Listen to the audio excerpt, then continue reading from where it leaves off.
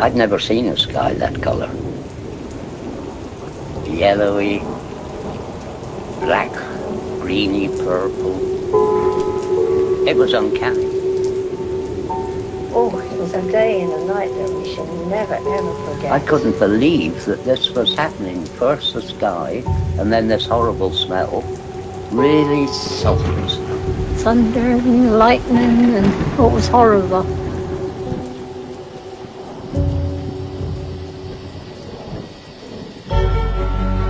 We're in very great danger from the pollution that's coming down over us.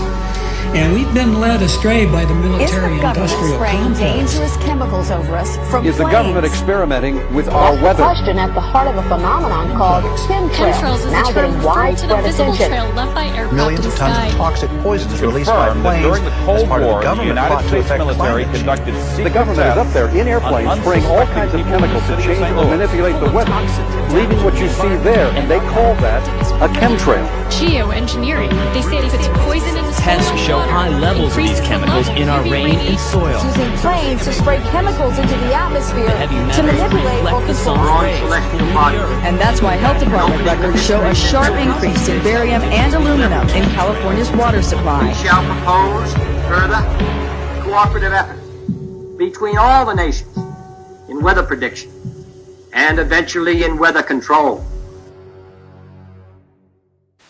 The Army's need to know more and more about weather that surrounds this planet is a vital part of the expanded research program of atomic weapons. We all talk about the weather. The Army is doing something about the weather.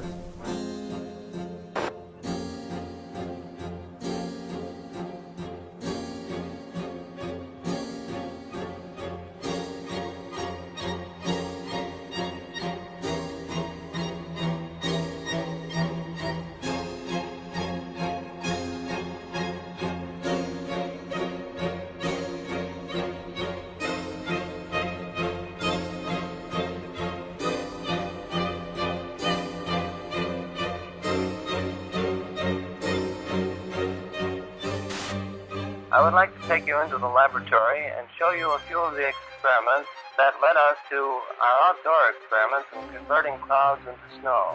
Using a home freezing unit such as this, we can form supercool clouds just like those in the natural atmosphere by taking a tiny piece of dry ice such as this and scratching it so a few tiny fragments fall into the supercool cloud. Long streaks develop. The particles grow very fast. They grow about 1 billion-fold in volume in a few seconds. Many millions of snow crystals form, and we get the same effect as is produced by dry ice. Dry ice is not particularly important as far as the fact that it's CO2. It is primarily important because it's colder than minus 35 degrees centigrade. This is a picture of the first cloud that we seeded back last November.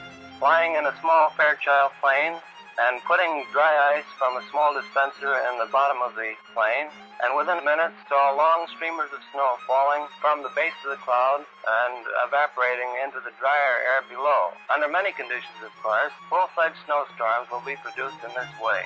Nature at last has permitted to do a little something about the weather.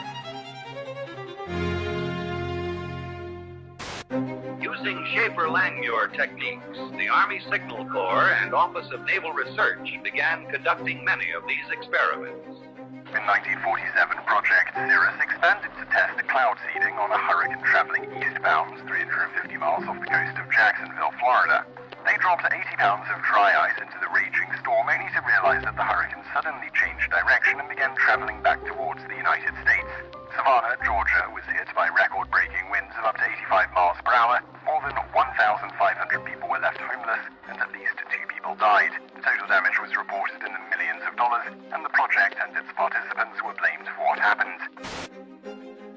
On the night of the 15th of August 1952, the worst flood in British history swept through the tiny seaside village of Lynmouth. 90 million tons of water devastated the area, killing 35 people and leaving over 400 homeless. 40,000 tons of boulders were dragged off the moors, destroying houses and cars. Porters spoke to squadron leader Len Otley. He confirmed that he worked on Project or Operation Cumulus, which was also referred to as Operation Witch Doctor. What's more, in mid-August 1952, Alan Yates, a lecturer at Cranfield School of Aeronautics at the time, was asked to take part in cloud seeding experiments. According to Yates, the artificial rain fell over Lynmouth and washed the village into the sea. Newly declassified documents prove that Project Cumulus was indeed going on the day of the flood that year. Project Skyfire, a U.S. forestry research operation concerned with the study of lightning in all of its manifestations. Project Skyfire is aimed at lightning fires in western Florida. In detail, the manner in which your work involves you in the dispersion of clouds, which happen to have some effect on, or rather bring about thunderstorms or what have you. Could you tell our audience something about that type of work? Laurie, we're conducting experiments in cloud seeding aimed at determining whether or not weather modification techniques might possibly prevent lightning fires. We carry this work on by seeding clouds with silver iodide nuclei. We disperse silver iodide from specially developed generators located either on the ground or on aircraft. Our experience has been that we can do the best job through aircraft seeding. Again, man looks to his own efforts to increase the flow of water. Since the 1946 experiments of Dr. Vincent Schaefer, we have known that some clouds can be modified through seeding to yield additional precipitation. In 1961, Congress directed the Bureau of Reclamation to begin a long-range study of cloud seeding with the aim of eventually augmenting the nation's supply of water. The program, called Project Skywater, continues at many sites throughout the United States. Eventually, if the research program proves successful, the methods learned will become part of our nation's integrated water resources program. In 1962, during the Vietnam War, American forces responded with Operation Ranch Hand. Over the next 9 years, spraying an area about the size of Massachusetts with defoliants, the most notorious being Agent Orange. Large swaths of Vietnam were left barren. Enough food to feed 600,000 people for a year has been destroyed. Despite this sudden devastation, U.S. officials said the spraying created no lasting harm. Milton Ross, a Special Forces advisor near Pleiku, has a son born without the tips of his fingers. North Vietnam charged today that defoliants have produced many instances of miscarriages, congenital defects, and monstrosities among children. The Vietnamese government insisted the cause was Agent Orange. Although that war was long ago, there is lingering anger about the United States' use of a controversial defoliant spread by American aircraft on the jungles there. An epidemic of birth defects, brain damage, and rare cancers still affecting hundreds of thousands of Vietnamese today. According to environmental studies, high levels of dioxin could still be found in the soil in certain areas and had seeped into nearby lakes. Agent Orange was a safe product when it was used in the Vietnam War, and it's a safe product today.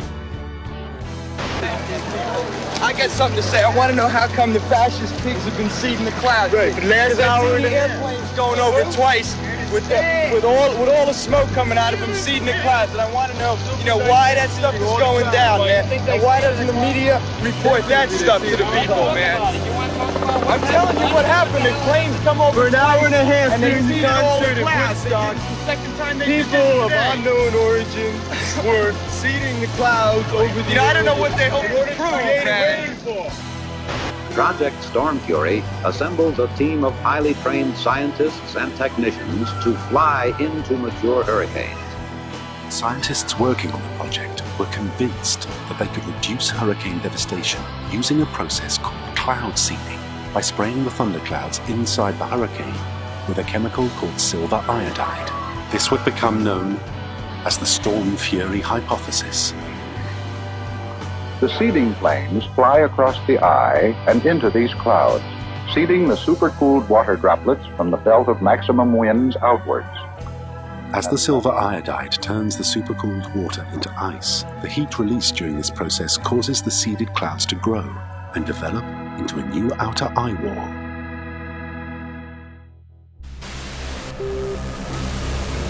At that time, the United States Army were in Vietnam. Pierre Saint-Amand was part of the team assembled in a top-secret cloud seeding operation known simply as Project Popeye. In May 1967, as monsoon clouds developed over the Ho Chi Minh Trail, Armand and his team put their new weapon to the test. We ejected the material so that it fell into the growing part of the cloud, and it rained very heavily out of it, and everybody was convinced with that one experiment that we had done enough. Project Popeye had opened the door to a new and dangerous type of warfare. Some said, if you control the weather, you can control the world. Military planners imagined loading the clouds with radiological, biological, or chemical agents and having them rain on demand. They could attack your enemy using the weather, but deny ever doing so. Allegations were made that cloud seeding had not only made jungle paths impassable, it had also killed thousands of innocent people.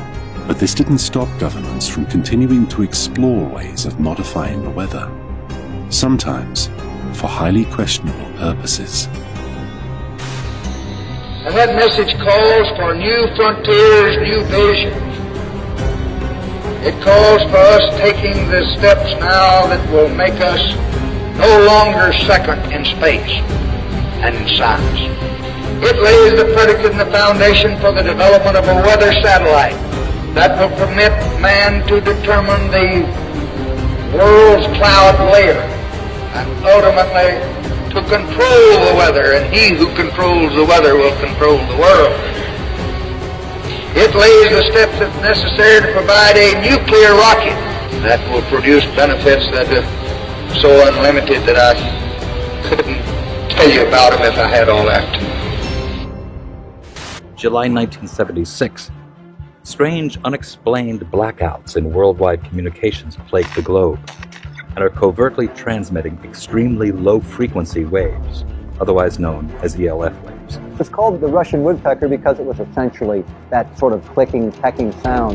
In 1982, a report by Pentagon researcher L. Ponte alleges the Russian woodpecker signal is actually creating layers of artificial ionization in the upper atmosphere, which means it could have been bending the jet stream and altering global wind patterns. There's been a lot of research in military labs over what you can do with putting radio waves into the atmosphere. Some of the research indicates that one can move the jet stream around and thus induce weather conditions. It's no coincidence that the United States began building its own mysterious array of antennas. HAARP is the High Frequency Active Auroral Research Project, originally a joint effort of the Air Force and Navy in cooperation with a number of academic institutions.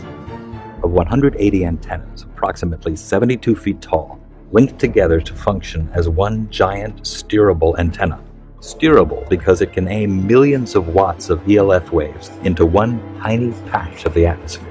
HAARP is one of several ELF wave transmitters located all over the globe. Working in tandem, these transmitters alter the weather anywhere in the world, potentially changing the jet stream's course entirely. The intense energy being beamed into the sky by HAARP sends pulses of ELF waves into the ionosphere. The waves get reflected back down and pass through the Earth and ocean. But HAARP's startling potential doesn't end there. It's linked to a strange phenomena occurring in our skies. On clear days, you can often see long white lines being traced high in the sky. They are contrails of jet aircraft, actually long, slender clouds. Weathermen are finding them especially fascinating because a theory is being developed that those long white lines may be changing our weather for the better. Details from Roger O'Neill. The exhaust from jet engines, usually seen as long, thin trails of white clouds behind high-flying jet airplanes, may be a big reason why there are 30 fewer days of sunshine a year in the Midwest now than there were in 1900. The daily range between high and low temperatures has also narrowed. In the absence of natural clouds, given the correct atmospheric conditions, jet aircraft in high frequency can almost completely cover the atmosphere with clouds. No one is trying to make clouds now using jet engines, but this study suggests that jet travel is inadvertently making our days more cloudy. And someday, weather researchers may be able to use jets on purpose to change our weather. Roger O'Neill, NBC News, Champaign, Illinois. And finally, a federal report today predicted possible catastrophic warming of the Earth by the 1990s with the strong climate change. Hurricane Gloria is moving on the East Coast tonight like a monster out of a science fiction film. 3,000 homes went underwater, and of those, almost 900 were destroyed. From 1987 through 1992, California experienced the most severe drought in the state's history. According to NOAA, an anomaly occurs in the jet stream.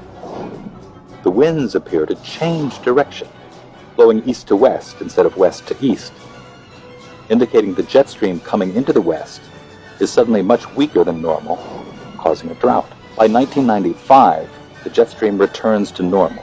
Here there were huge problems with flooding, intersections and parking lots underwater, homes threatened, people trapped in the river that you see out here behind me, forcing those dramatic rescues. This U.S. Air Force report graphically outlines the military's desire to exploit and manipulate the weather for the purposes of war by the year 2025.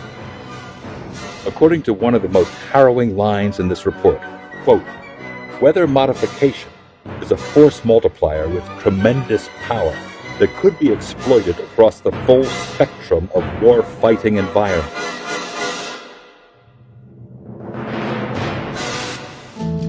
Man-made global warming is no longer just a theory about climate. It is the defining moral and political cause of our age. It is presented in the media as having the stamp of authority of an impressive international organization, From the IPCC, the United Nations Intergovernmental Panel on Climate Change, or IPCC. I've often heard it said that there is a consensus of thousands of scientists on the global warming issue and that humans are causing a catastrophic change to the climate system. Well, I am one scientist, and there are many that simply think that is not true. The final conclusions are politically driven. This claim that the IPCC is the world's top 1,500 or 2,500 scientists, you look at the bibliographies of the people and it's simply not true. There are quite a number of non-scientists. And to build the number up to 2,500, they have to start taking reviewers and government people and so on, anyone who ever came close to them. And none of them are asked to agree. Many of them disagree. Those people who are specialists but don't agree with the polemic and resign, there have been a number that I know of. They are simply put on the author list and become part of this 2,500 of the world's top scientists. People have decided you have to convince other people that since no scientist disagrees, you shouldn't disagree either.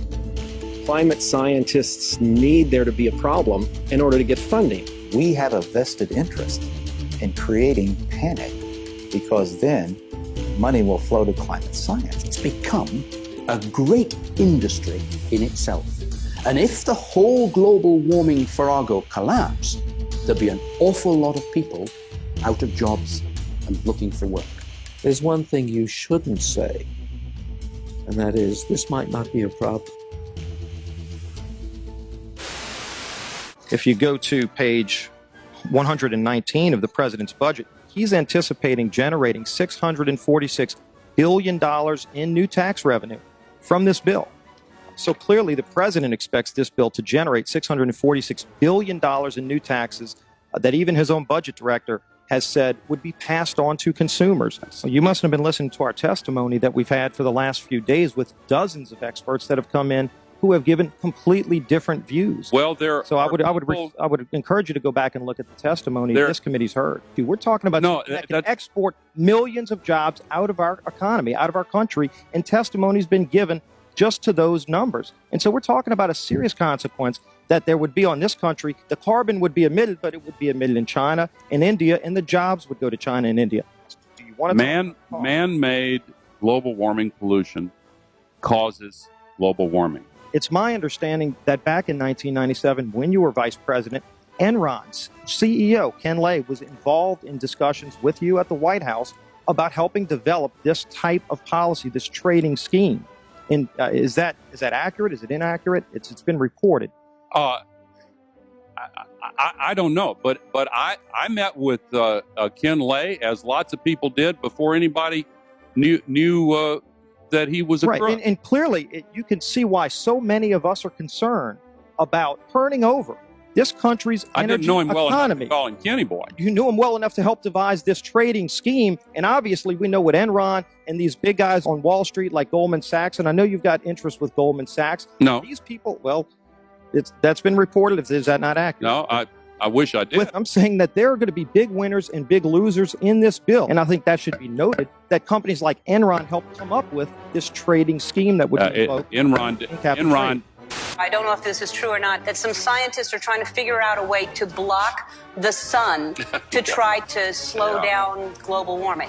Yeah, it's a measure of the feeling of desperation that some of them feel. Are they really thinking they could do that? Well, some of them are seriously proposing, and I think it's completely nuts. Yeah. You put another kind of pollution, sulfur dioxide, up to orbit, cover the atmosphere. The sky won't be really blue in the way it is now anymore, but it would block out some of the sun's heat so that we wouldn't have to take the difficult steps to stop spewing all this global warming pollution into the atmosphere. Mm-hmm. And of course, there are a lot of problems with what they're proposing. You could actually spray sulfuric acid in the stratosphere 20 kilometers over our head and use that to stop the planet warming up in a kind of ugly tech fix. You could spray something into the atmosphere to change.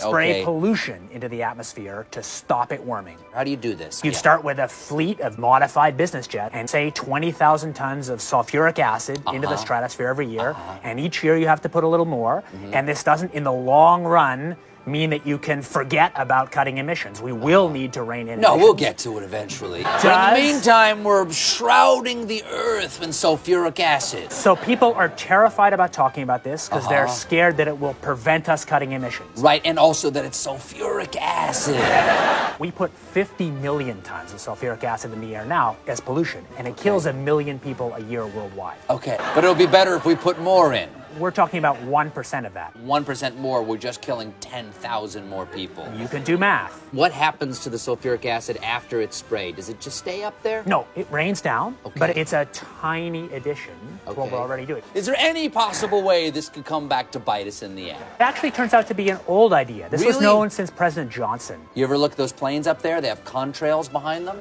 Maybe all those planes with the contrails, maybe they're actually spraying chemicals into the atmosphere right now, and Uncle Sam isn't telling us. It seems extremely unlikely. That the United States is not telling something to its citizens? That seems extremely likely to me. Read the newspaper. I think they might have your idea already. This geoengineering idea in its simplest form is basically the following. You could put fine particles, say sulfuric acid particles, sulfates, into the upper atmosphere, the stratosphere, where they'd reflect away sunlight and cool the planet. There's lots of mystery in the details, and there's some bad side effects, like it partially destroys the ozone layer, and I'll get to that in a minute, but it clearly cools down. And one other thing, it's fast. I guess the thing I haven't said about this is it is absurdly cheap. It's amazing how we can affect the planet. The one thing about this is it gives us extraordinary leverage. This improved science and engineering will, whether we like it or not, give us more and more leverage to affect the planet, to control the planet, to give us weather and climate control, not because we plan it, not because we want it, just because science delivers it to us bit by bit. What is geoengineering? It's really two very different things. One is ways that we would alter the amount of sunlight the Earth absorbs, and so cool the planet, partly offsetting the effects of carbon in the atmosphere, and that's called solar radiation management, or in some technocratic way, SRM. And the other one is to take carbon out of the atmosphere, so-called carbon dioxide removal. Before we get on to solar radiation management, let me ask you about the carbon dioxide removal. A Royal Society report here in the United Kingdom back in 2009 said that no method of carbon dioxide removal has yet been demonstrated to be effective at an affordable cost with acceptable environmental impacts, and they only work to reduce temperatures over very long timescales. I think that's exactly right, and I can say that both as an author of that report and as somebody running a startup company trying to capture CO2 from the air. Before we get into the pros and cons of it, how solar radiation management might work. Conceptually, it's simple. The doing it is not the hard part, but you could use aircraft or other methods to deliver literally tons or millions of tons of very small reflective aerosols, tiny particles, say, to the upper atmosphere. Spraying them out at a high altitude. Correct. Isn't one of the problems with the climate and studying the climate is that it's incredibly difficult to know exactly how it works. It is very difficult to model. Sure, it's impossible to know exactly, but you can still learn a lot. So we actually ran a survey almost a year ago now that took data, high quality data, from 1,000 people in the UK, Canada, and the US to try and understand public support for research on these technologies and what kind of political leanings influence people's decision to be for or against. And in fact, we found pretty broad support for research. But that particular opinion survey that you're talking about, it also came up with the finding that 64% of subjects agree that humans should not be manipulating nature in the way suggested by solar radiation management. Exactly. Well, that would suggest that there isn't particularly broad support at the moment for the theory behind this. There's not broad support for doing it, and I think that's quite a healthy thing. I mean, I'm one of the people who, maybe starting 20 years ago, most helped to open the door to get public conversation going on this thing. How do you think, in that case, the public can be convinced, given that there is, as we saw with this project in Britain, tremendous skepticism even about research at what you say is a very, very benign level? Public opinion will evolve over a long time, and from my point of view, the goal is to try and make that public opinion be able to be shaped by facts as well as possible, and also shaped by people's values. It's not to promote this. So actually, well, it is in part to promote this. I mean, you're a great enthusiast for this, and as you said, you have your own private company, which is... At my private company, we're focused on a very different part of it, which doesn't suffer from these governance challenges. But it is all to do with the issue of geoengineering. Actually, I mean, you know, it's an incredibly sensitive topic. I actually don't think my job is promoting it. My job is to help clear thinking and clear knowledge about the tools we have to regulate climate risk, among them this one. And I'm perfectly prepared to find that results show that we should never do this. So if it works, and again, we don't know it does, it provides some protection in the near term. Isn't there a problem, though, that you could end up with different effects in different parts of the world? I mean, you could, for example, find that although you're reducing the amount of sunlight and the amount, therefore, that the Earth is warming up, rainfall is affected in different ways in different parts of the world. Absolutely. Essentially, the scientists and technocrats, including myself, I guess, are helping to invent a thermostat knob. But it's much easier to invent the knob than to figure out who should be in charge of it in a world with many states. No, indeed, and I want to come on to the governance, but I want to ask specifically about the science of this, which is how far can you tell whether the effects of solar radiation management are then going to cause perhaps a catastrophic loss of rainfall in a certain part of the world. At the moment, it seems to be hazy, this. I think it's not as hazy as that. So using exactly the same climate models as we've used to estimate the problems with CO2 in the atmosphere, the underlying climate problem, we've applied those same models and same techniques to look at this. And the results so far, I have to say, look pretty good. That's why we're paying any attention to it. Richard Branson himself, who owns the Virgin Airline Group, was quoted back in 2009 in the New York Times saying, if we could come up with a geoengineering answer to this problem, we could carry on flying our planes and driving our cars. Is going to cost a lot of money. And yet I mean, let's be clear here, you and your company are after Branson's money. The cheapest thing to do is to use the atmosphere as a waste dump. And if we want to stop doing that, we must have laws that restrict the ability to use the atmosphere as a waste dump. My question is, are you not concerned that you and your company, Carbon Engineering, is looking for money from people like Richard Branson? It's funded, I think, in part by Murray Edwards, who is a key figure in tar sands, which is seen as one of the dirtiest fuels on the planet. It is. Are you not slightly concerned about the people who you're getting into bed with? I'm happy to take money from serious folks who have a broad set of interests. No problem. First of all, I should say, for work on SRM, on these very high leverage technologies that have security concerns, I believe there should be no private action, there should be no for-profit action. I believe it would make sense for SRM to actually restrict or eliminate the possibility of patenting. Isn't your company involved in several patents at the moment? This is the difference. So for capturing CO2 from the air, that's an encapsulated small technology, which can be regulated by the normal laws. It's inherently expensive, so there's no risk of sucking all the CO2 out of the air because it costs so much. Any technology you have that removes CO2 will have local risks, maybe unacceptable risks, but those risks can be managed by the normal local risk management we have. So I think that I'm happy to see private action on cutting emissions by making solar power or electric vehicles or capture from air. I'm not happy to see public action on technologies with this huge leverage, like putting particles in the stratosphere.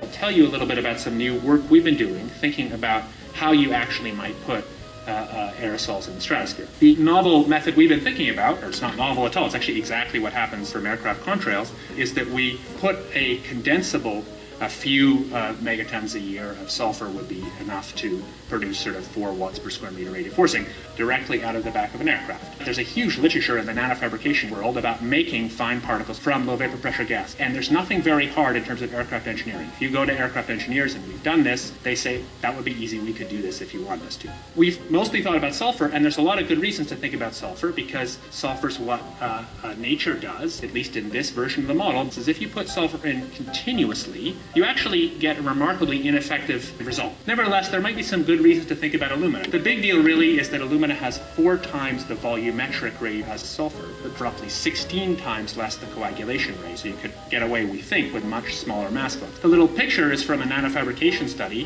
which shows you can make high-quality alumina particles just by spraying alumina vapor out, which oxidizes. So it certainly seems pretty cost-effective and easy to do this with aircraft that are not very different from conventional aircraft. High-class business jets like the Gulfstream have wing designs that are very efficient. So with slightly different engine choices, they can easily deliver large weights up to sort of 20 kilometers or a little higher. And you could do that by either building new versions of these aircraft or even re-engineering existing aircraft. We have engineering firms that can do it. So you go to an engineering firm and you want this done.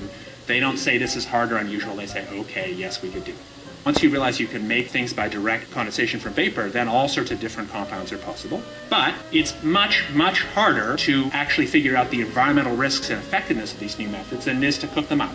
Aerosol geoengineering looks like it is so cheap that the cost is basically not going to be an issue. That means that implementation decisions will be risk-to-risk decisions.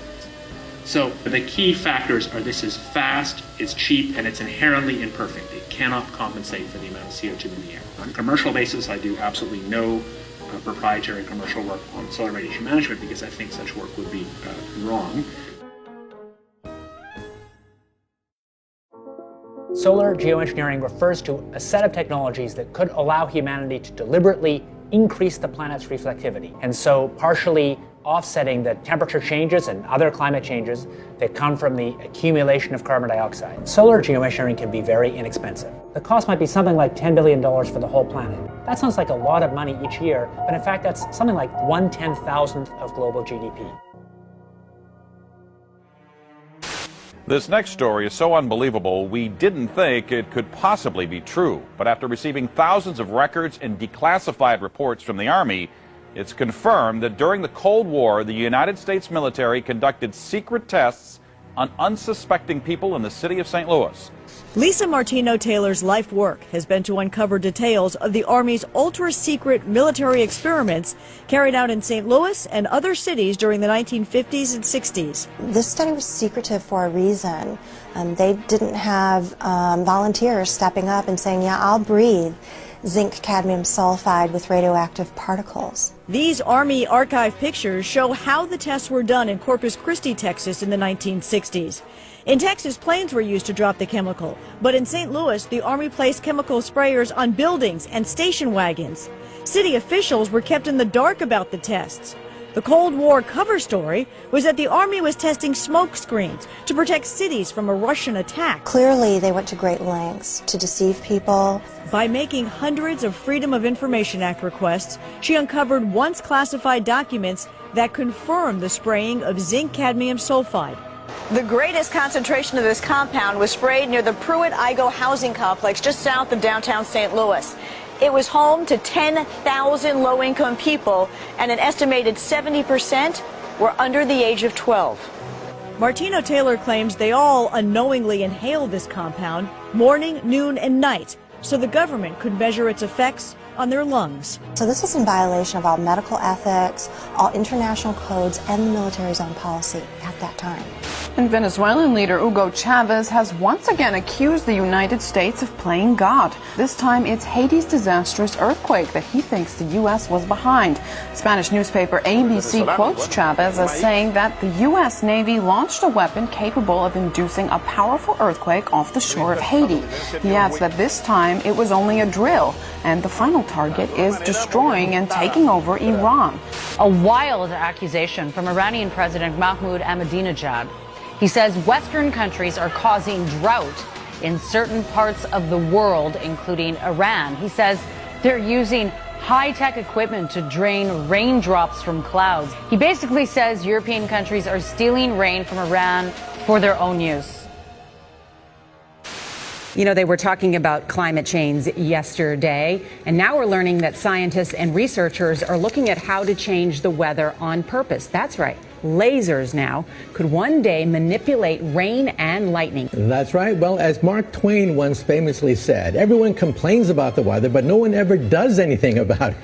Well, instead of doing a rain dance, we physicists are firing trillion-watt lasers into the sky to actually precipitate rain clouds and actually bring down lightning bolts. When you have water vapor and you have dust particles or ice crystals, you can precipitate rain. It condenses around the seeds.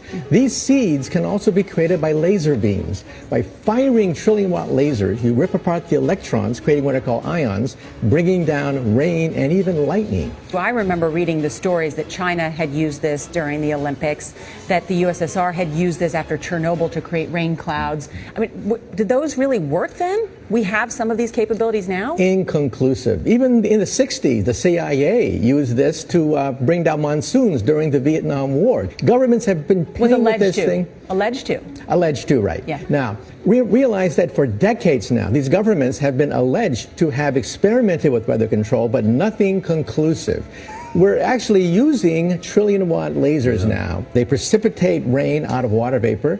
Sure enough, you can actually bring down electricity down the beam. The bad news is, if it's a clear blue sky, it's not going to do anything at all, because it only takes water vapor that's already in the air and condenses it. However, you name it, outdoor events and agriculture and flooding and even hurricanes, all of them could be subject to weather modification. Terrorists no longer the CIA's only priority. The U.S. intel agency now investing in weather? Well, they're looking into something called climate engineering or geoengineering, which is a way to manipulate the climate to mitigate the effects of global warming. And they think that maybe this might pose a national security threat in the form of exacerbating water shortages or causing more regional instability in places like Darfur or in India-Pakistan region, in the Kashmir region. So they want to find ways of mitigating climate change, and they're investigating, are there possible ways of doing that? Scientists have been researching this have been thinking about this for quite some time. There are two general ways of engineering the climate. One is called solar radiation management, which is putting particles into the atmosphere. So like if you think of a volcano explodes and it releases particles and that cools down the planet. So that's one way. You can put a balloon up in the atmosphere and spray particles. And then another way would be to possibly bring down carbon dioxide out of the atmosphere in a process called carbon capture and storage. They're basically funding research by the National Academy of Sciences. Okay, so the CIA is not trying to control the weather. We've tried that before and it doesn't really work, but they're trying to impact climate change. They want to have a lot of tools in the arsenal in case climate change is as bad as some scientists believe it is. They want to have a way of mitigating it. You told one of our producers at this point it's pretty doubtful this is a viable terror threat right now. I don't see I don't see the CIA. Yeah, I don't think that it's going to be an immediate threat. It's definitely something that's going to be a long-term, decades down the line sort of thing. Well, there you go. Another example is the array of technologies, often referred to collectively as geoengineering. One that has gained my personal attention is stratospheric aerosol injection, or SAI, a method of seeding the stratosphere with particles that can help reflect the sun's heat in much the same way that volcanic eruptions do. An SAI program could limit global temperature increases, reducing some risks associated with higher temperatures and providing the world economy additional time to transition from fossil fuels. This process is also relatively inexpensive. The National Research Council estimates that a fully deployed SAI program would cost about $10 billion yearly. Now, I could go on and on and on and on about the things that fascinate me, but rather than talk about them, I thought I'd stop here. Thank you, Senator. The Air Force has gotten great value out of HAARP in the past. We took over from the Navy and managed it and actually did a number of experiment campaigns up there and have finished our work that we're interested in doing up there. We've moving on to other ways of managing the ionosphere, which the HAARP was really designed to do, was to inject energy into the ionosphere to be able to actually control it. And but that work has been completed. The Air Force has maintained the site for other government agencies to use for several years now. And with DARPA completing their project, that's our last government customer that we have in the site. We have put out a call for other agencies that had interest in managing the site or taking it over, and including going out to academia.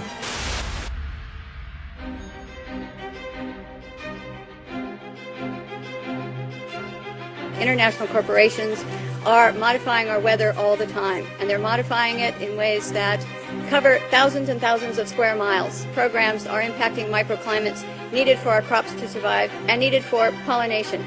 The other issue is that a lot of times we're talking about mitigation for climate change. It's rather an undefined term at this period of time.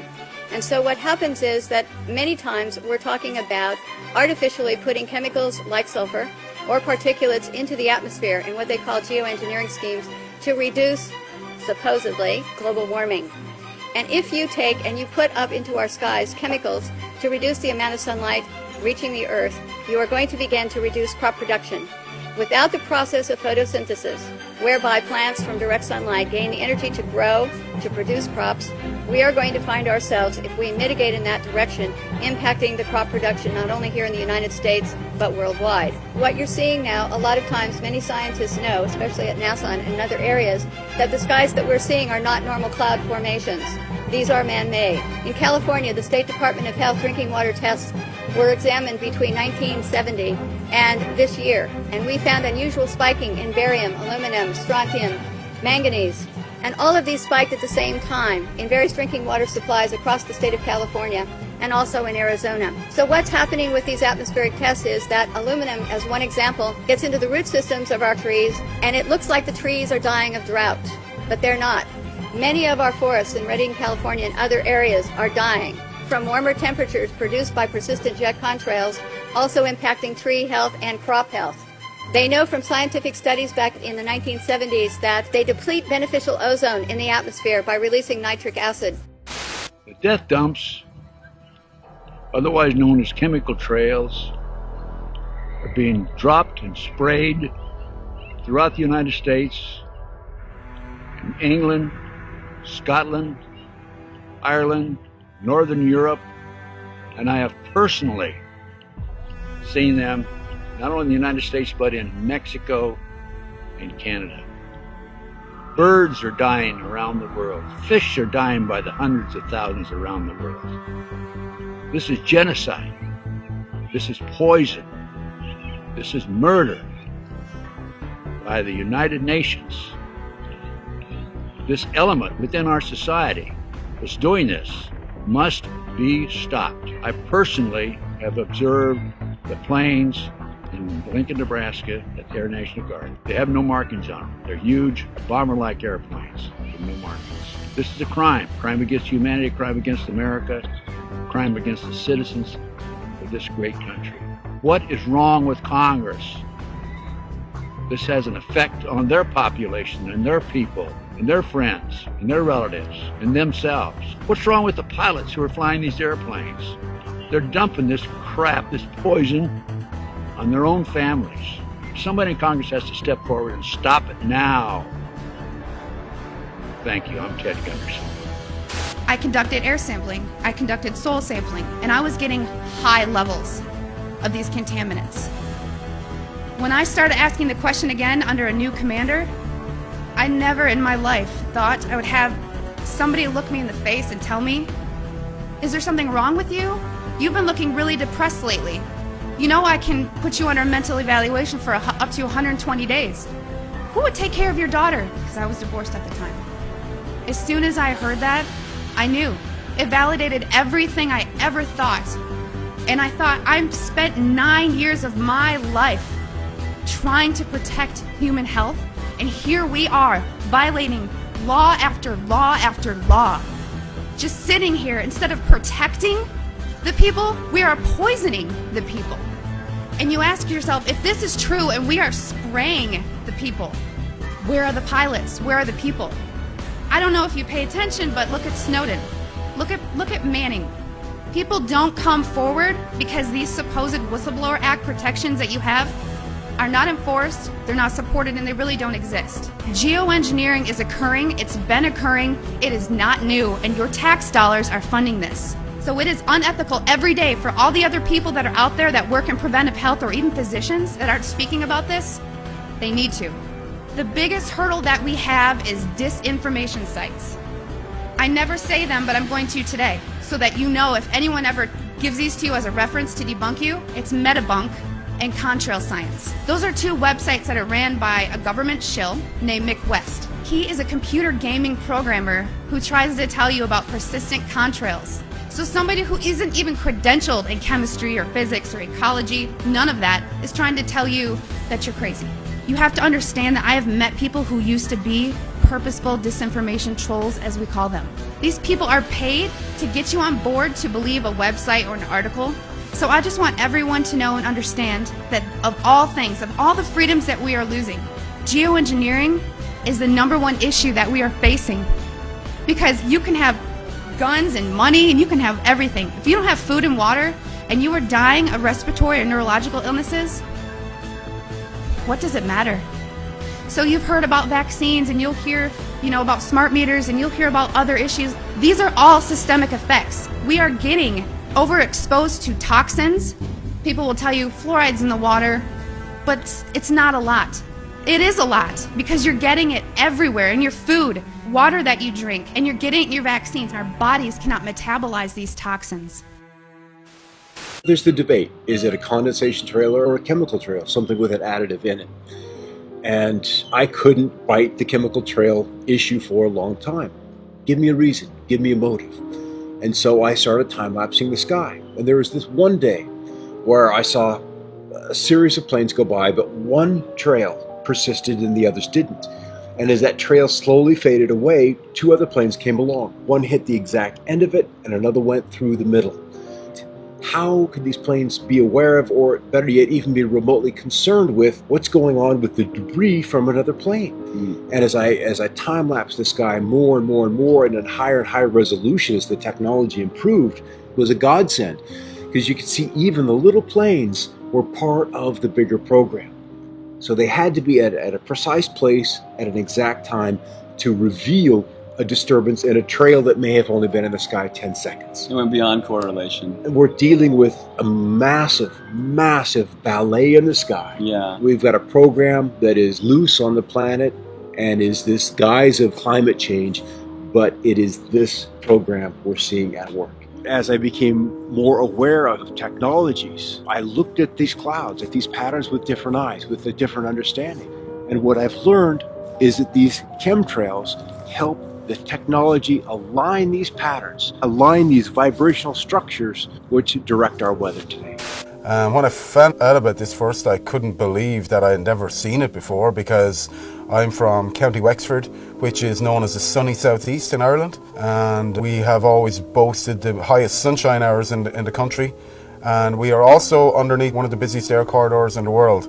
When I started to find out about chemtrails, I started to look up and I realized that, yeah, these trails do linger all day, and they go horizon to horizon, and you look to your old photographs and you don't see these kind of trails. So I suppose when the penny dropped was when I saw what in the world are they spraying. That's really when this whole thing kind of made sense to me, because it was explained in a documentary. People knew what they were talking about, and this made a lot of sense. This is a government program to control the weather, and if you think about it, if you want to dominate and control the planet, this is the ultimate weapon to do that. So the Irish media now are normalising weaponised air as a reality that we must get used to. They are blaming car emissions and coal pollution, but there's no mention of the elephant in the room, the hundreds of millions of tons of substances being sprayed into our atmosphere every year, like aluminium oxide, which David Keith and other geoengineering proponents are proposing spraying into our skies. They will never admit these programs are going on, but we know they are going on because 2004, the Civil Aviation Authority in the UK conducted an investigation into cabin air quality, and one of the peak materials found was aluminium. So what the hell is aluminium doing floating around up at cruising altitude? So now Monsanto miraculously have an aluminium resistant seed that can grow in aluminium contaminated soil. Why would they have such a thing unless they knew of a problem that was down the line or already happening? Last year in 2015, a study came out of Keele University in the UK, and bees were found to have had massive high quantities of aluminium in their brains. This is a big problem. We need bees to keep the food chain sustained and to keep it alive. And now Monsanto have recently bought a bee research company called Biologics in 2012. And they have genetically modified a bee that can only pollinate Monsanto crops. And also, this bee is resistant to all pesticides. So why would they want to design such a Frankenstein creation unless they knew of a problem that already existed or a problem that was in the pipeline? Dementia now is the biggest killer in women in the UK. And what's the main cause of dementia? Aluminium accumulation in the brain cells. We are in the fight of our lives. All sources needed for life to exist are under direct attack from these programs. Oxygen, sunlight and water. Once you know about this, you have a duty of care to get involved. As a caretaker of this planet, we must all come together to stop these programs because we can do it. Once you find out this is going on, you understand that the air you breathe is being compromised. Things don't get any worse than that. You're standing at the end of the plank, what else do? You got to take action, otherwise you are condoning what's going on. Silence is compliance. So we got to speak out. We spend a lot of time outside looking up at the sky, and not a lot of people do that anymore.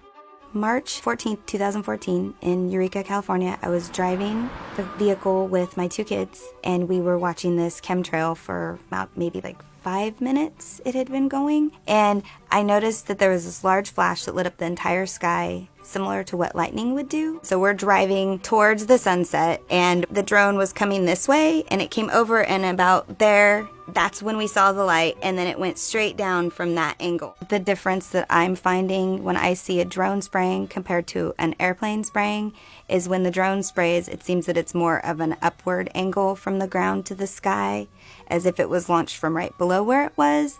And with the plane sprayers, it seems like they go from one side of the horizon to the other side. The reason that the people probably stand on the sidelines is because, you know, they don't really want to stand out. And I don't mind standing out. That's part of my personality since forever. So, you know, everybody's in their car looking down, watching the news. I'm outside, looking up. I've become aware, and it seems to me like more people need to be aware or should want to be aware.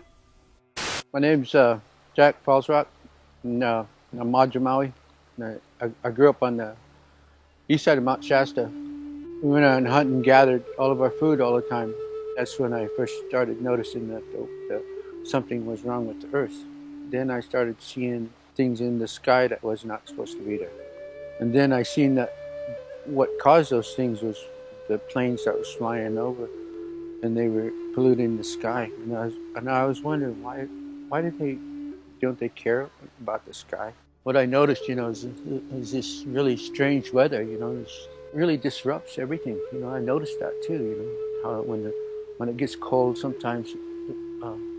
And then it gets hot, and then it gets cold, and it gets hot. You know, it disrupts this environment here, you know. I mean, anybody that understands when they grow things, you know, they know that the weather can't change like that. You don't have to be a scientist to understand that. And when you disrupt that, when you keep putting these clouds in between the earth and the moon, you're going to disrupt the whole world. You're going to disrupt man, you're going to disrupt all these animals. That's why it's not good to change the weather. The weather's how it's supposed to be. It's like what they're spraying over there with the mosquitoes. They say those things so they can scare people, so they can continue doing that. And that's all they do is scare these people, so they can, oh, we gotta do this, we gotta do this. And there's nothing to be afraid of in here. Everything was created beautiful. Are you not happy? You know, go some other earth. Go over there. You know, get on your plane and go somewhere else. You know? They stop spraying the chemicals. We can heal. We will heal ourselves just like the earth will heal. If they stop the chemicals before it's too late. And people really begin to understand, you know, really, really understand. I know that people accept the sky the way it is now because they're so used to it. And it's really sad. We should stop using all the chemicals that we use. and trying to control the things that we shouldn't even control. Quit using the chemicals. Quit using the chemicals in the sky. You're going to wake up one morning and you can't breathe, then what are you going to do? We have freedom of information in both British Columbia and Canada. So I first inquired from the province because I was relatively close to the people there, so I thought I could probably find out more from it than I might from Canada. However, I did get a quick response from the province saying basically they knew nothing about it and they couldn't help me. It took a long time for me to get a response from the federal government. I requested the information through the Freedom of Information legislation in about 2013, I think it was. And it was 2014 in March when I finally got a response. I got 47 pages, of which 10 were blanked out completely, and 6 or 8 had comments, this information cannot be provided for you under section whatever of the Freedom of Information Act. So I didn't get all the information. There's a lot out there that they haven't told us. But they told me enough that it basically confirmed for me and for all of those that the report was provided to that yes, it was happening. And I think there needs to be more an awareness among the people. The more we talk about chemtrails, what's happening, we're being rained upon with aluminum, barium, strontium, all of that, and the effects, of course, we're feeling here as well. It's recognizing the report from the federal government of Canada that this will affect geoengineering, as they call it, chemtrails, solar radiation, whatever you want to call it, will affect climate. It's reflecting back the sunlight, but it also recommends or recognizes in the report that it's going to have different effects in different places. The moment governments admit that this is happening because of what it is they're doing, there's a liability, there's a responsibility, and that for them is a problem. So as long as the people are relatively quiet and they're more interested in a football game, a baseball game, or whatever it is today, as I said earlier, create an awareness. And I point to the sky every time I see the chemtrails, and whomever with me will know that those are chemtrails. If I'm not doing it, my wife will certainly do it. Lillian points it out every time to everyone, and that needs to happen.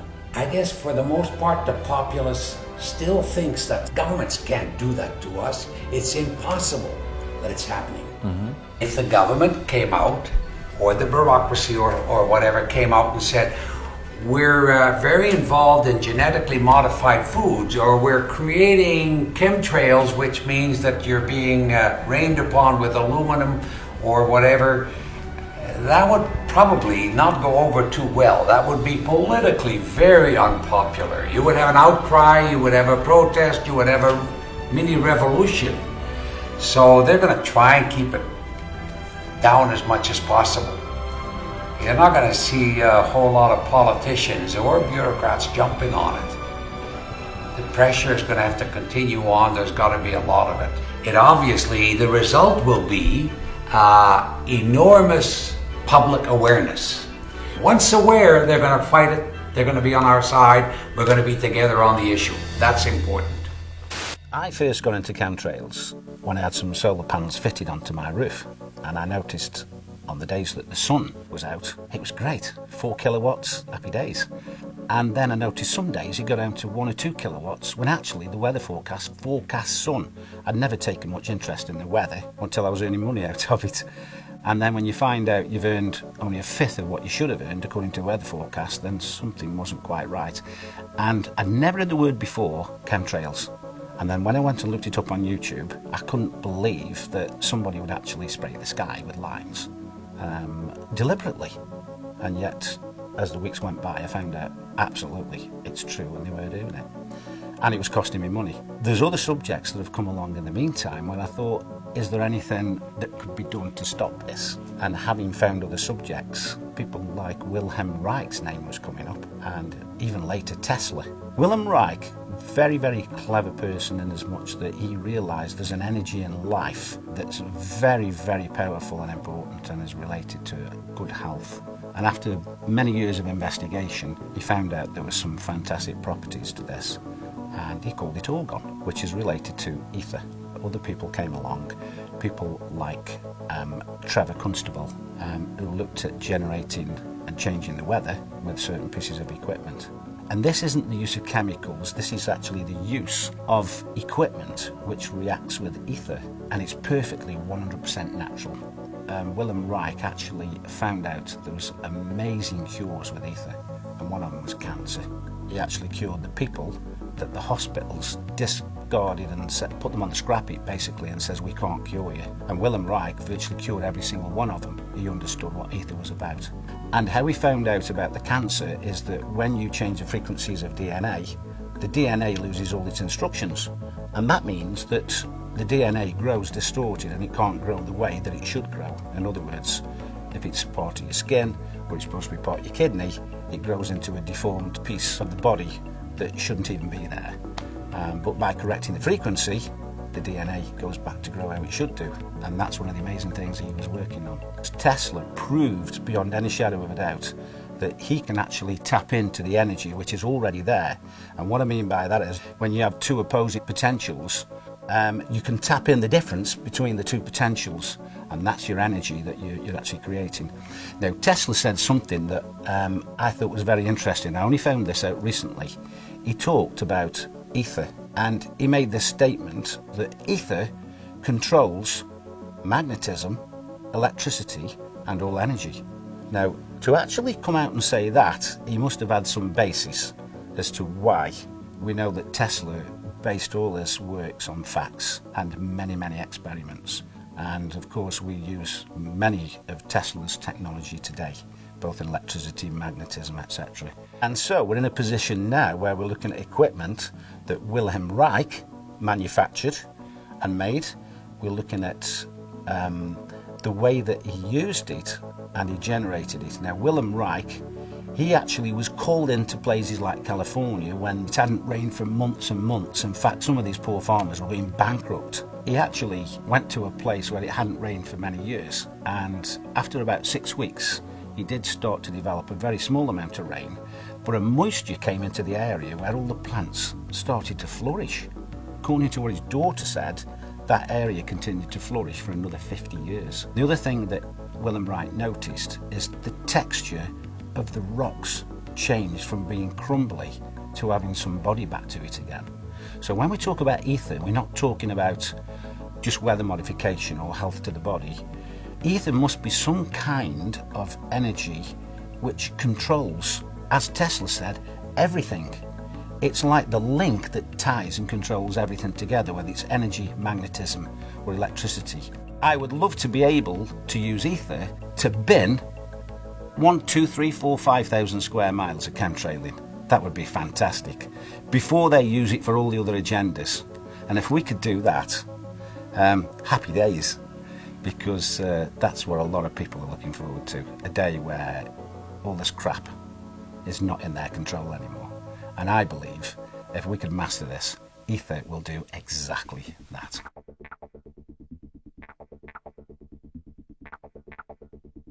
Tonight we're going to talk about this. We're going to talk about this sickness behavior. We're going to talk about why people are having these problems. We're going to talk about how the trails are affecting us, because they are now. There's no doubt. Even the EPA said so. They just made mention of it about, a couple months ago, actually, last summer. They admitted it. The EPA said it's affecting you. 888-673-3700. That's 888-673-3700. I'm Clay Lewis. You're listening to Ground Zero, and we'll be back. In the United Kingdom, they just published their mortality statistics for 2016. And you'd expect, okay, what's top 3? Cancer, heart attack, stroke. Always has been. Number 1, dementia. Number 1. Which of course includes Alzheimer's, which is caused by aluminum. They found carbon nanotubes in Parisian lungs. In Turin, half of the children had severe DNA damage from nanoparticulates. And there's a study that came out recently showing how nanoparticles interfere with the nuts and bolts of the internal workings of your cells and cause rheumatoid arthritis, which is just one of the very many autoimmune diseases we're all coming down with. We don't need any more evidence. We need to get this out into the public consciousness and say, oh, hell no. I wanted to let you know that there was a study that was released back in the summer of 2016, the Environmental Protection Agency. They declared that emissions from jet engines endanger the health of human beings and the environment, they pointed out they were investigating the possibility that lingering contrails, this is what they called them, lingering contrails contribute to dangerous heat waves, more powerful storms, lengthening of fire seasons, and other dangerous consequences. Well, there's a new study about air pollution that's revealing that, once again, the particulate, the aluminum and barium that we talk about in the trails, is creating dementia. For older women, breathing air that is heavily polluted by metals and other sources of fine particulates nearly doubles the likelihood of developing dementia, and the cognitive effects of air pollution are dramatically more pronounced in women who carry a genetic variant known as APOE, that's APOE-E4, which puts them at higher risk for developing Alzheimer's disease. There are so many things going on, and it's because these nanoparticles are disrupting the workings of our cells. Our bodies attack ourselves, and it goes nuts. But just concentrating on what's being sprayed is only half the story. The electromagnetic aspect of this is devastating. The Russians were using the woodpecker program back in the 80s. They could change it right here. Yeah, because it's very long wavelength. It travels a very long distance. And it's such simple technology. Our body's resonant frequency is 5 hertz. All you have to do is just point that at someone, and it's, if you pick someone up and shake them at 5 times a second, they'll fall apart. There's so much research on the cognitive, physiological, and other effects of electromagnetic radiation on our bodies and our minds. And, put a burrito in the microwave, it does something. You'll often find you just be going about along with your day, and then suddenly, bam, you're extremely tired, you just have to sleep. And you'll find a lot of people at the same time will have those things. You'll have people getting similar muscle spasms in different parts of the body all over the place. I mean, it's full spectrum warfare. I mean, the electromagnetic, the spraying, all these sort of things. In Scotland last year, between 2014 and 2015, the death rate from respiratory failure went up 14% in 1 year. That's statistically significant. I mean, why aren't they asking, why, is this massive jump? Italy's death rate overall went up 11%. This is carnage. So when you're looking at the spraying, it could be private contractors doing it, Sure. Weather modification, it could be a number of things that they're doing. Geoengineering, of course, Matt, he was the one that introduced me to the idea of geoengineering being used and doing the studies of geoengineering. That's what we talked about the last time you were on the program. Well, you heard that now the bees are an endangered species. Exactly. I was reading about that the other day, that they now have made them an endangered species, and that's frightening. Because before we had what did they call that, hive colony collapse disorder. Yeah, colony collapse disorder. They said the colony collapse disorder could be because of Roundup, Monsanto, you name off all these things. But think about this: the bees are dying of the same type of problems that we're having, and that is dehydration, not getting enough water, not having enough water in our bodies, having diseases that are creating this sick behavior that we're having, and the bees get it too. Even people who have good night's sleep are not feeling it. They wake up tired, they wake up dragging, and so what else could it be but something environmental, something toxic that we're being exposed to? It's got to be above government because it's global. Right. They're doing it all over the world. Yeah. China, Russia, everywhere. And then that's the thing. If we don't know who, then we don't know all of the answers for them. And if they can't make a solid opinion. One of my biggest frustrations is the line, they wouldn't do that to us. I've heard that too. Why would they do that to us? Because they have families too. And I tell them, well, I have a genetic disorder that makes me prone to cancer. And why? Because they were testing nuclear weapons in the West Deserts of Nevada, St. George, Cedar City area in Utah. My family was subjected to that radiation, which caused some DNA problems, and it got passed down to me. And your son. Yeah, and my son. They did that because they felt that was more important than the lives of people. Spend a few bucks, get your rainwater analysis, you can get your hair analyzed, and I have footage of these sprayers, and they show up on flight radar. I don't know any airline that does not spray. They aren't told, oh, by the way, turn this switch when you get to a certain point. It's all done centrally. There's plenty of patents where the substance actually gets injected into the exhaust. I mean, there's a US Navy patent called the powder contrail generator. There's so much freaking evidence. It's insane. Technocracy, this crackpot idea dreamed up in the 1930s. They wanted to replace the economic system with an energy-based thing. But Like if you have a gold-based economy, you know how much a loaf of bread is worth and compared to the amount of gold there is. But with energy, you have to know how much energy is being stored, transferred, whatever, at all times. Hence, smart meters, smart every freaking thing. Reject it. The official line on this whole thing is, oh, we're all gonna die from global warming and we might just have to spray sulfates into the sky to reduce global warming. David Keith, Ken Calder, and Alan Roebuck are the three main guys who go out to do this stuff. They'll only talk about sulfates.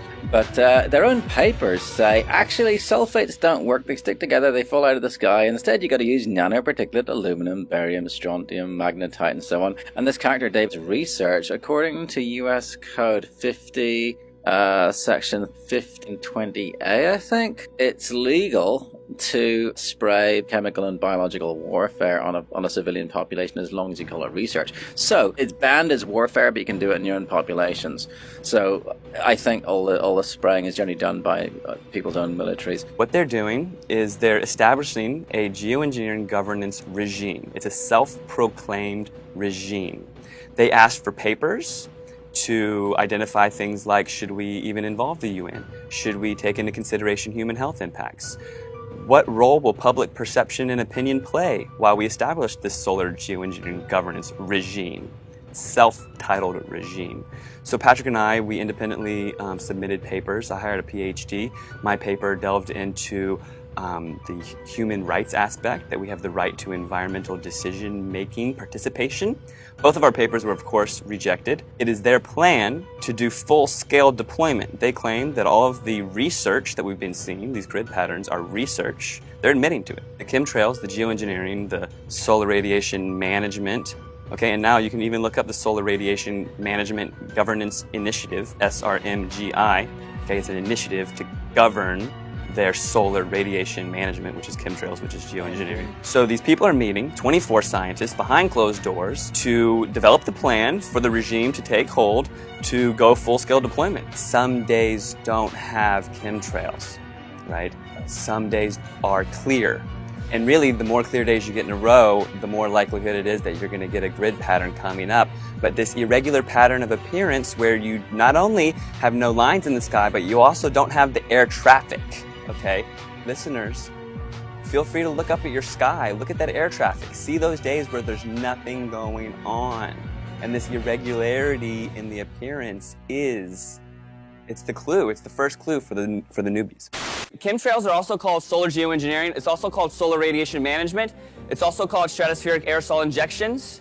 Okay, and what they like to do is they like to confuse us with the terminology. It's all one thing, right? It's all chemtrails, it's all geoengineering, it's all solar radiation management, stratospheric aerosol injections, whatever word you want to give it, it's all treason.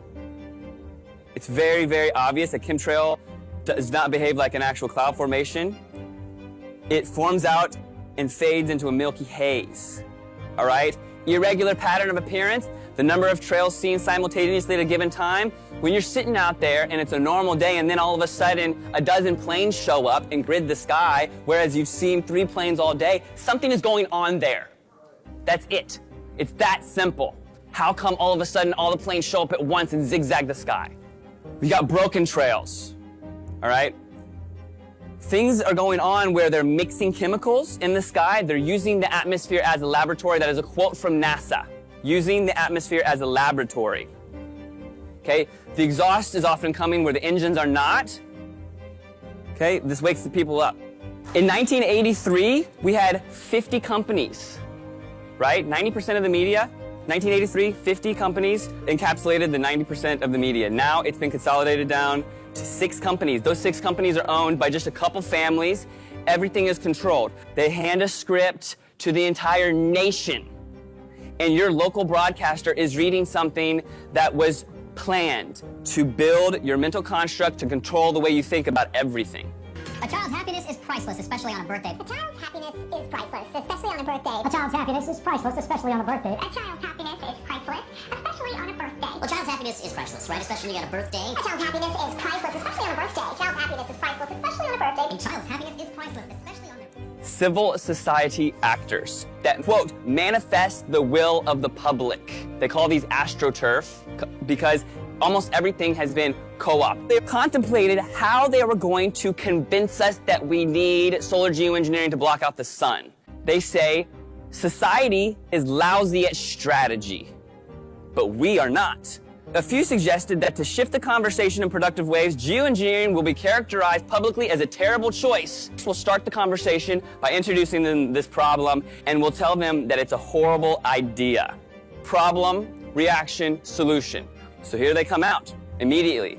Geoengineering, a horrible idea. Geoengineering climate fixes could harm billions. During this short time frame, Forbes magazine, Washington Post, chemtrails are not real, showing a picture of chemtrails. So if you're new to this, you're being educated by your trusted news sources, okay? And they're telling you there's nothing to see up there, don't worry. But wait in 6 months, they're gonna tell you they've got a cure for global warming, and it's identical to what they have proven to you does not exist. Geoengineers to spray sun-reflecting chemicals from a balloon. They think that we're so dumb that we see the lines coming out of the planes, we see these rare halos going around the sun, and then all they have to say in the newspaper is, well, we're gonna use balloons, don't worry. Geoengineering gets green light from federal scientists, 2017. March 25th, we've got new clouds for you, 12 of them. 12 new clouds? And how does this correspond to this entire agenda push? And the name for these vapor trails, Homo mutatus, which literally means man-made.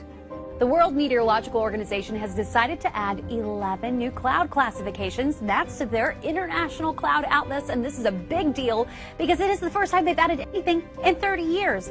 Forget being on cloud 9, we are on cloud 12 because that's how many new types of clouds have been added to this historic update coming from meteorologists. I'm a little biased, right? Exciting stuff, guys. All right, so the new types include the Volatus or roll cloud, which has been designated as a whole new species. You can see it gets its name from this long horizontal tube-like shape. Next one up, we have the Cabum, or the hole punch cloud. This big circular gap is sometimes caused by aircraft taking off and landing. Very easy to see, right? Makes sense there. And we also have the Spiritus. These are gorgeous. It's actually my favorite. It's kind of looking like it waves while you're underwater. I mean, these are actually beautiful. I mean, check these out. And then finally, we also have the big surfer waves of the Fluctus cloud. So beautiful, right? There's just a sample of the new additions that we have. Meteorologists, sky watchers, daydreamers, we're all geeking out, guys. The meteorologists are all part of that same program. They're all getting handed a script and they're told to read it and they have no choice. And already it's time for governance, okay? This is something that they just shoved down our throats for the past few months, and they say they're gonna be doing it in the future, and they say don't worry that it's not real 6 months ago. Now they're already talking about how are they gonna govern it. They're pushing this agenda full speed ahead. They're already talking about how to govern something that we're still slowly waking up to, that they're going to be doing it to us publicly. This very small group of globalists claim that they have the exclusive rights to saving us and that we don't get it and they do. This is all of our skies. This is all of our air. This is our children's future. Everybody is involved here, all right? There was a time when people got pissed and they did something about it and they made things change, okay?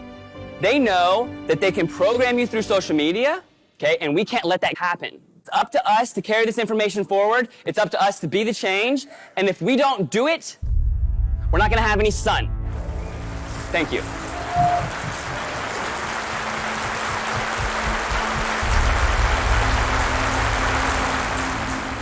For in the final analysis, our most basic common link is that we all inhabit this small planet. We all breathe the same air. We all cherish our children's futures. And we are all mortal. Geoengineering, chemtrails, forced vaccinations, population control, weather modification, war games. We have not given consent.